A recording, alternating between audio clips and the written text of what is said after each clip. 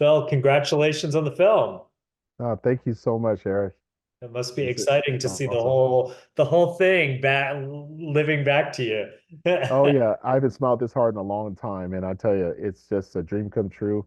All the support that we've had through Universal, through Seven Bucks, I mean, and then of course a lot of the people that were involved in the doc itself, Jay Cutler, Ronnie Coleman, Yeah, Dwayne.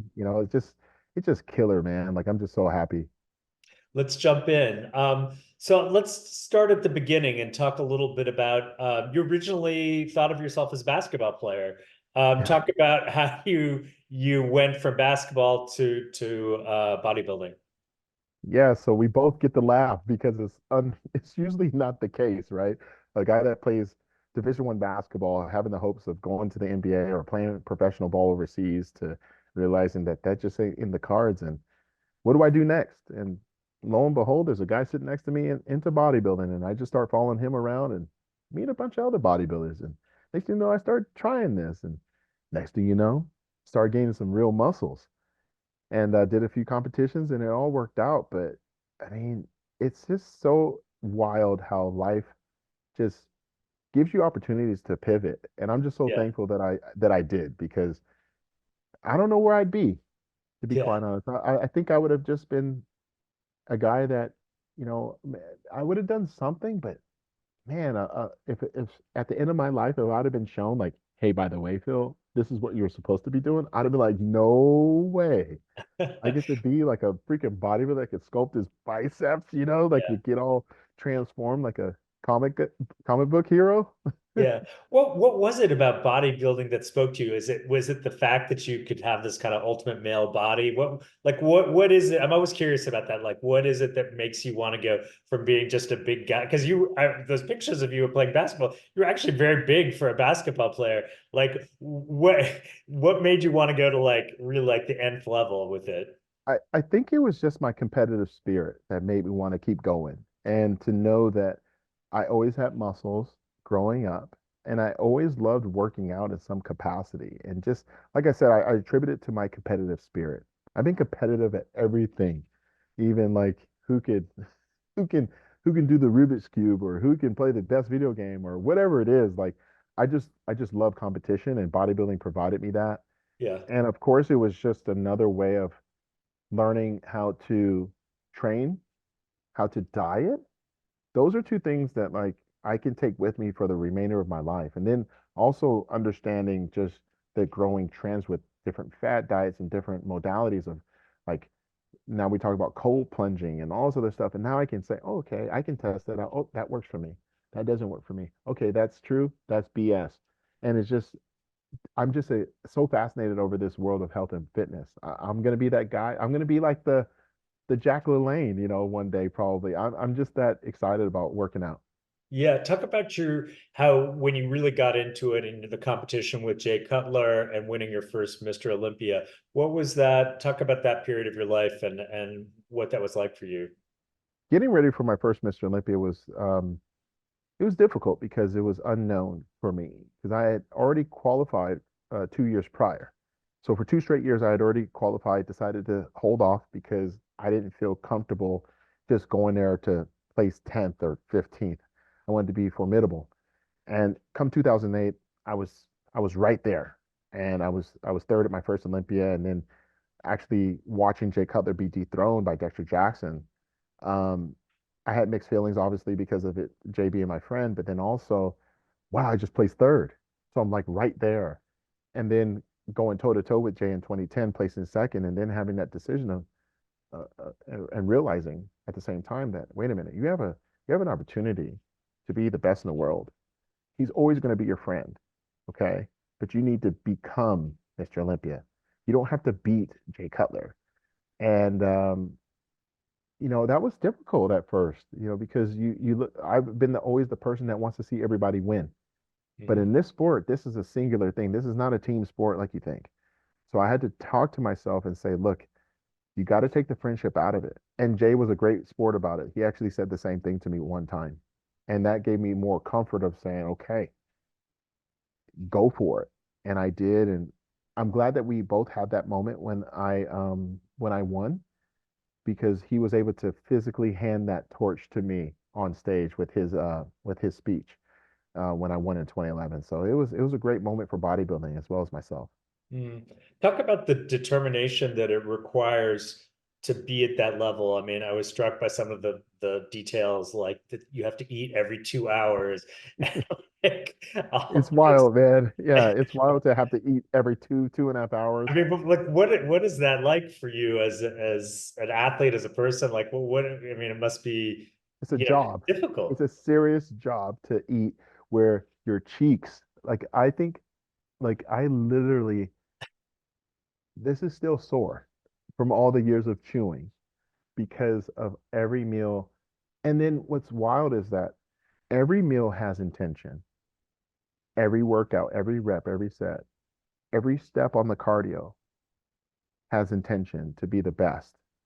So you can't be a rock star and a bodybuilder. Any other sport, you could still have an off season where you can kind of just do nothing.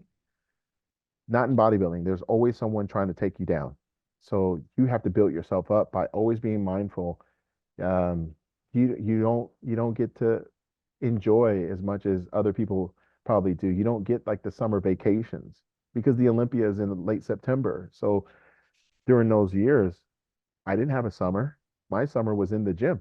My summer was eating tilapia and it's just saying it. And I'm like, wow.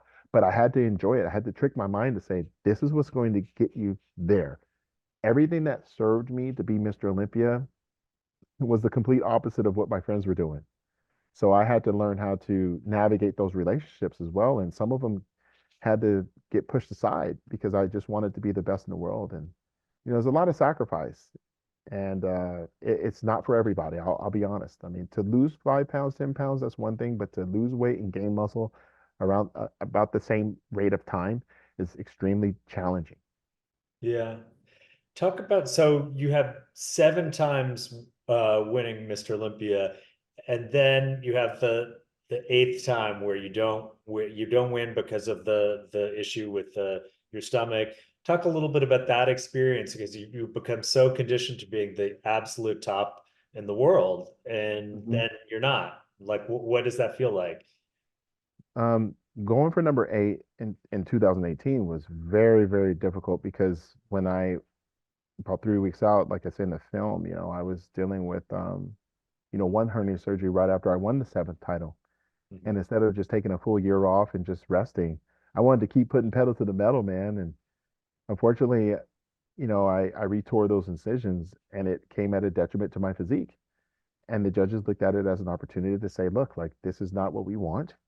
Um, Thank you, Phil, for your effort, but this is not based on your effort.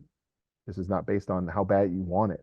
This is based on what our criteria is, and we're going to choose this person because he made more improvements. And of course, that sucked. It still sucks. But losing is always going to suck. I'm just wired that way. Mhm. And it was very difficult, but it also allowed me a moment to realize, wait a minute, what can you learn from this? Now you know what it feels like to lose. That means you know what it felt like to really win. And now you have the choice to come back or to quit. And I Yeah. chose to come back.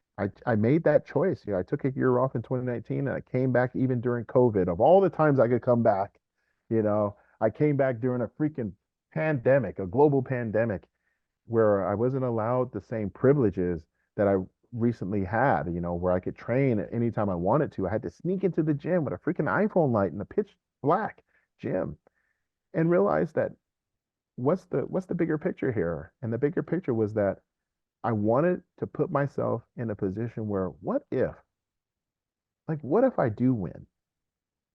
And then what if I don't? What will that matter?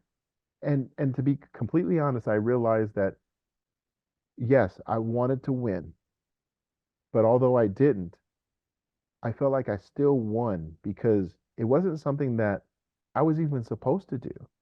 The doctors weren't like, yeah, you should go do this right away. Like they were like, no, like take your time. And I was like, no, I don't want to. I want to mentally and emotionally understand how will I navigate through this during a global pandemic and I still got third.